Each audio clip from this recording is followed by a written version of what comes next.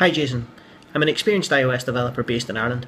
I find it frustrating to hear Silicon Valley startups talking about the skills shortages they currently have when I know there are so many talented people here who could potentially help.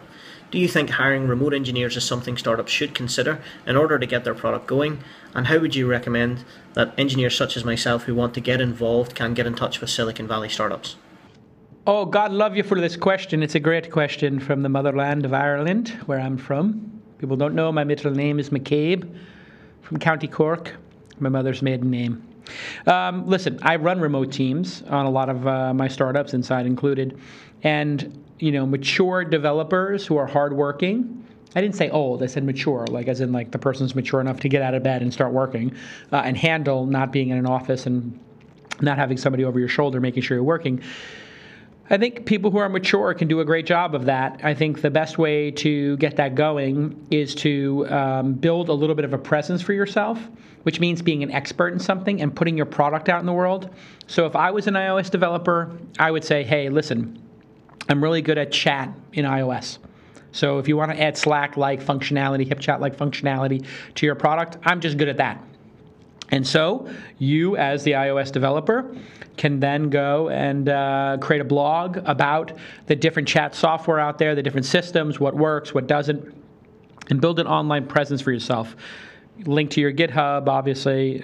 Do small projects that showcase your work. And then you can basically get in touch with the CTOs or technical people at the specific company. So there's always a theme when I talk about it being targeted, where you have some level of expertise and you're targeting it. So don't be like a generalist iOS developer. Be like, I'm really good at watch stuff. So here I made a couple of proofs of concept. I put them on a website. I made a gallery. I'm available. Or maybe it's interactions. Maybe you're really good at creative interactions like swipes or something. So you just make an app called, Interesting Interactions. And it's just literally an app that showcases 7 different interactions you do. And you send the test flight. Literally, this would be a killer idea. You show your 7 different interactions that you came up with, and you send that as a test flight to 10 different CTOs and CEOs and say, I'm an iOS developer. I have a lot of creative ideas. I'm really good at interactions. I love studying interactions. These are the interactions I love most in the world. Path had this. Slack had this. Uber had that. HipChat has this. And so I made a little gallery of great interactive features, and I made an app out of it, and I would love to send you the test flight. I'm available for contract work, or I'm thinking about joining a startup full-time. That's the kind of go-getterness that you need to see in a remote worker, because a remote worker is not going to get caught up in the culture and the enthusiasm in an office. So if they're a remote worker, this is why young people who are inexperienced don't make great remote workers. They need to be part of a culture. They need to come in at a certain time. If they come in late, they need to have people look at them and go, hey, really?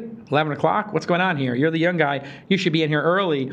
Early bird catches the worm type thing, and professionalism. And they need to overhear the conversations that are going on. They need to see how other people are working, other people are solving problems. So I always think like young, inexperienced people, they're usually pretty bad at being a remote worker. But if they're mature, they can still be young, but mature and have experience, it can work really well. But you have to show that you are self-motivated, you are self-driven, and that you're going to GSD, get sugar done. If you can't GSD on your own, you have no business being a remote worker. So you have to prove it to a certain extent, don't you? You got to prove it to the people who you're going to go work for. And so it seems like you're pretty good at what you do. Take my advice. Go build a little gallery of what you're working on and go directly to that founder or CEO. The founder and the CEO and CTO, those people, they all get first name at company name, and you just target to them directly. If it was a brand new startup that's out, like let's say it was Brilliant, or let's say it was Requested, or it was Recurrency, if you email the founders over there, and you did Sunny at Requested or Brian at Recurrency, and you just emailed them and said, hey, listen, here's what I think I can do for your company. I sent you a test flight. Here's some designs, or here's some mock-ups in an app. Man, they're going to pay attention. If you just send them a resume and a LinkedIn, they're not going to pay attention. Less is more, less outreach, but deeply targeted, and you will get it done.